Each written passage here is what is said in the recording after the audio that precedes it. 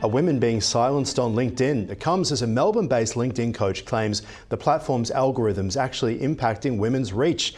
For more, I'm joined by Darren Woolley from Trinity P3. What's going on here? Well, look, unless we've got another billionaire social media owner who's a misogynist, I think it's highly unlikely that LinkedIn would be doing anything to alienate 50% of their market. But what I do think here is that they're a victim of what happens in the tech industry, which is all this secrecy and lack of transparency around their algorithms. And it could be because they don't actually know what the algorithms do these days. You know, once they've set them going, they're machine learning or AI, and they just keep optimizing, as they call it, optimizing the content. So it could be that the algorithm has learnt somehow to punish you based on your gender. Yeah, so I guess your point is that you can't imagine anyone sitting in a room saying, let's annoy 50% of the market. Let's have a look at some of the articles about this. This one from Umbrella there, women being silenced on LinkedIn, and this one from The Guardian as well, where there's, I guess, a bit of a fun joke about the idea of putting a moustache on a lady and maybe the posts will go further. Talk to us about whether there's any actual evidence regarding the claims of reduced reach on LinkedIn. Well, I think there's a lot of anecdotal evidence. You know, you're seeing on LinkedIn a lot of complaints, and including, you know, from myself, that the algorithm seems to change all the time. You just have no idea what's actually happened. But you do see that posts are dropping and not engaging in the way they used to. It's amazing how the number of impressions seem to be disappearing for the same people. And I think when we saw those experiments that have been reported where people changed their gender only to see when it changed to being male, the numbers grew, and when they changed to being female, they dropped off in most cases. I mean, there are some exceptions to that. And of course, you know, for LinkedIn just to say, please trust us, I think social media platforms like LinkedIn and Meta are really pushing the boundaries of the social license that they expect to have. A lot of the anecdotal evidence I hear from people is that, as you say, reach is changing.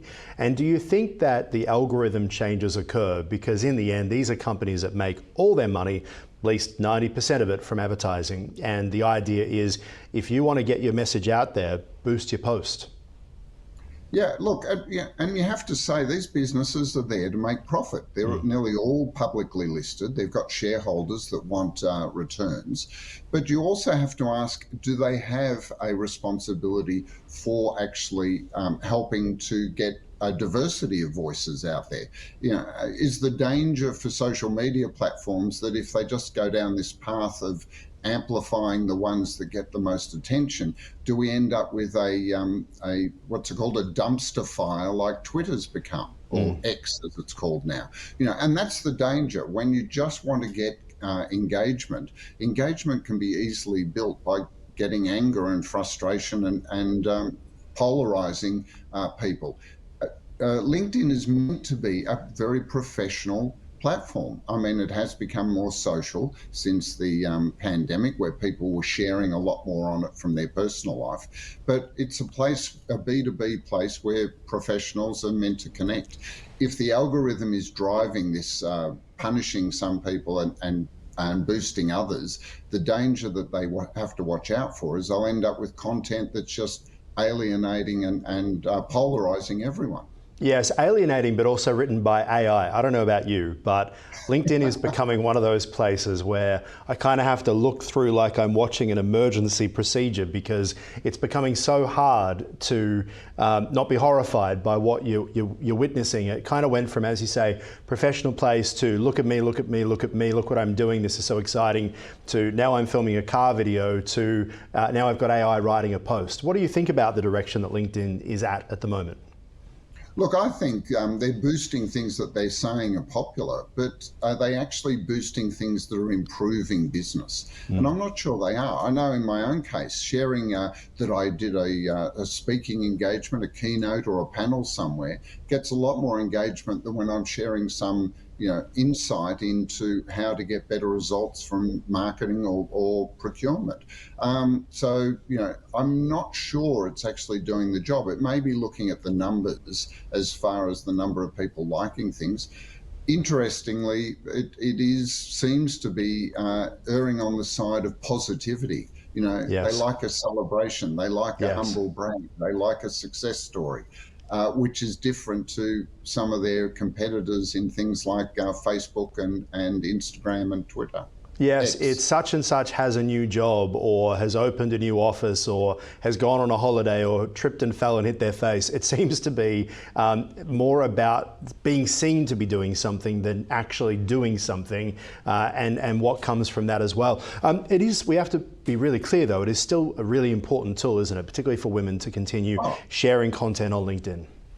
absolutely. It's probably the only platform left in a professional setting where particularly women should be heard and should be contributing and should be in many ways amplified. But, you know, is the algorithm doing that, or is this a business decision driving it? And that's the thing that LinkedIn is not answering. Yeah, very good point. All right, let's move on. Warner Music Group has settled its copyright case with AI music platform Suno, allowing the startup to launch licensed AI models next year amid a changing music industry landscape. This is an interesting one because we've obviously seen the music industry deal with the rise of streaming, then the rise of TikTok. Talk to us about what's happened here.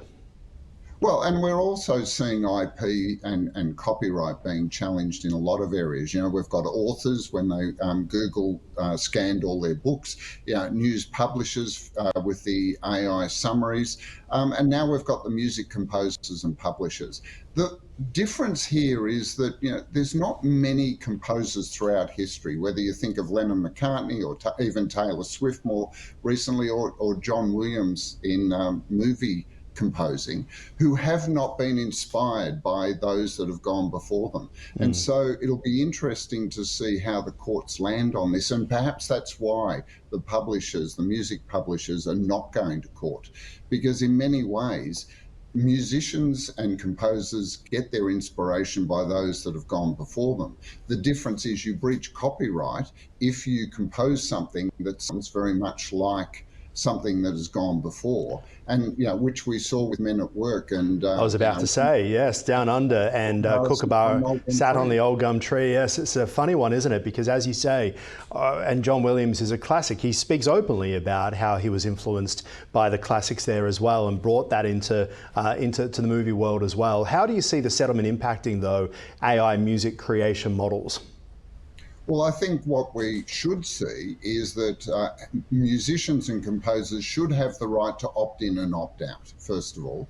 And secondly, that they should be getting some sort of compensation, because in the past, it was through, you know, music sales, DVD downloads, you know, all sorts of ways they were able to commercialize their IP, their copyright. So there should be some type of payment for those that opt in, and those that opt out should be protected. It'll be very difficult to know if, or be able to judge, because, you know, music has got an infinite number of combinations, and whether you've actually breached it or not comes down to, does it sound like it?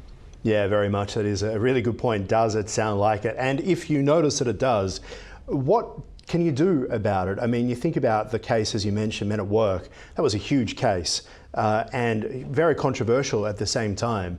Does the onus then go on the listener, the creator of the original content, to say, hey, we're going to take you to court here, or is there another way? Well, it falls on either the composer or the licensing house, the music licensing company, to actually prosecute that through the courts. The thing that people are confused about with music is that they seem to think it's about the notes written on the page, and it's not. You know, as I've just said a minute ago, it is how, you know, literally a judge listens to two tracks and says, would the average person believe this was based on the other piece of music or not? And that's the judgment. So it can't be solved with an algorithm that says a certain number of notes are different. It has to come down to a human interpretation. But then again, it would have to be a reasonable amount of money, because estimates are to launch without prosecuting that case can cost you $100,000 plus. Wow. Wow. There you go. All right. Sounds great. Darren Woolley, always appreciate your time here on Ticker. Thank you. Thanks, Aaron.